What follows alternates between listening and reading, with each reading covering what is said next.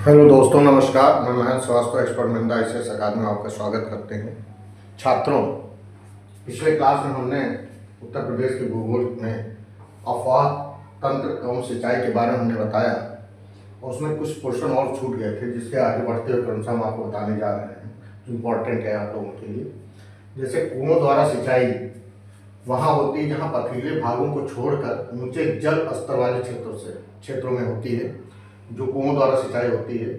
कुएं द्वारा सिंचाई होती है जैसे ढेकली, रहट, चरसा और मोट, यानी कि जैसे ढेकली, रहट और चरसा मोट ये कुओं के अंतर्गत आता है। इससे सबसे अधिक सिंचाई जो है सिंचाई का क्षेत्र गंगा घाटी के मध्यवर्ती क्षेत्रों में की जाती है। और जैसे जिला कौन कौन से आते हैं इसके अंतर्गत, जैसे गोंडा, बहराइच, बस्ती, फैजाबाद, सुल्तानपुर, आजमगढ़, बलिया, रायबरेली, प्रतापगढ़, मऊ, पाली। अब नलकूपों द्वारा सिंचाई जो है राज्य में सर्वाधिक सिंचाई इसी से होती है। नलकूप की शुरुआत सर्वप्रथम 1930 में मेरठ से शुरू हुआ। नलकूप जैसे मेरठ जिले जो है इसके अंतर्गत कौन कौन से हैं, जैसे मेरठ, मैनपुरी, एटा, फिरोजाबाद, इटावा, फर्रुखाबाद, बुलंदशहर, मुजफ्फरनगर, सहारनपुर, अलीगढ़ आदि। नहरों द्वारा सिंचाई राज्य में कुल जो है इसकी लंबाई है, इसकी जो नहरें हैं नहरों द्वारा सिंचाई राज्य में कुल 7,591 यानी 75,091 किलोमीटर नहरें हैं। इनकी जो लंबाई है सिंचाई के नहरों द्वारा जो सिंचाई होती है 75,091 किलोमीटर है।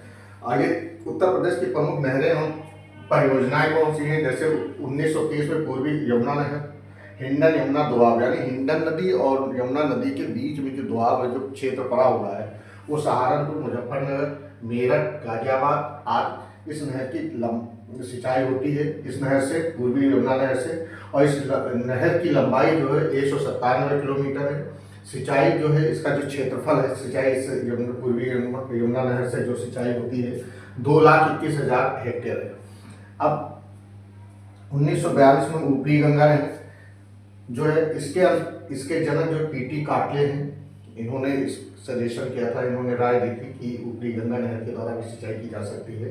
तो इसके अंतर्गत इस नहर में पहली बार 8 अप्रैल 1954 में पानी चलाया गया था और ऊपरी गंगा नहर की लंबाई 340 किलोमीटर है और कुल लंबाई 5,640 किलोमीटर है। ऊपरी गंगा की मुख्य शाखाएं जो हैं, जिनसे ऊपरी गंगा की से निकलती हुई जो शाखाएं जिससे सिंचाई की जाती है, जैसे देवबंद शाखा, अनूपशहर शाखा और माठ शाखा। ये आज हम आपको इस क्लास के बारे में बता